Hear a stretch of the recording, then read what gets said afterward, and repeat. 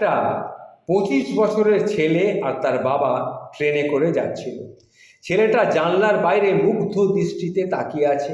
হঠাৎ সে বাচ্চাদের মতো চিৎকার করে বলল, বাবা বাবা বাবা দেখো, বাবা দেখো গাছগুলো কিভাবে পেছন দিকে চলে যাচ্ছে, দেখো বাবা দেখো দেখো। বাবা ছেলেটার দিকে তাকিয়ে একটু হাসলো। তাদের পাশের সিটের ভদ্রলোক করুণার চোখে তাকালো ছেলেটার দিকে।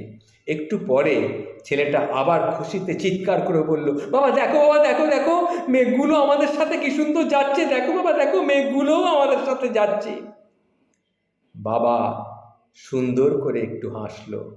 পাশের ভদ্রলোক এবার নিজেকে আর কন্ট্রোল করতে পারলেন না। তখন তিনি ছেলেটার বাবাকে বলল, ভাই আপনার ছেলেটার তো মনে হয় মাথায় কোনো সমস্যা আছে, ওকে একজন ভালো সাইকিয়াট্রিস্টকে দেখাচ্ছেন না কেন? ছেলেটার বাবা তখন স্মিত হেসে উত্তর দিল, ডাক্তারের কাছ থেকেই আমি ফিরছি। আমার ছেলেটা আজই হাসপাতাল থেকে রিলিজ পেয়েছে।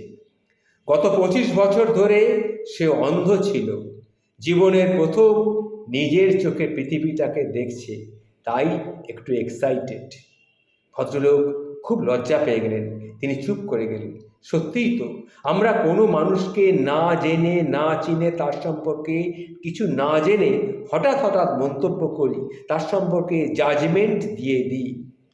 স্বল্প সময়ের পরিচয়ে কাউকে খারাপ আবার কাউকে প্রচণ্ড ভালো বলি।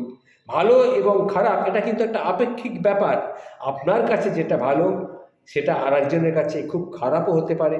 আর কারো সম্পর্কে আপনি যা ভাবেন সেটা সবসময় যে ঠিক হবে এটাও জরুরি নয়। তাই অন্যের সম্পর্কে জাজমেন্ট দেওয়ার আগে প্লিজ নিজের চেহারাটা আয়নায় একবার দেখে নিন। অন্যকে পাগল বলার আগে ভাবুন, কারো চোখে আপনিও হয়তো বিরাট বড় একটা উন্মাদ।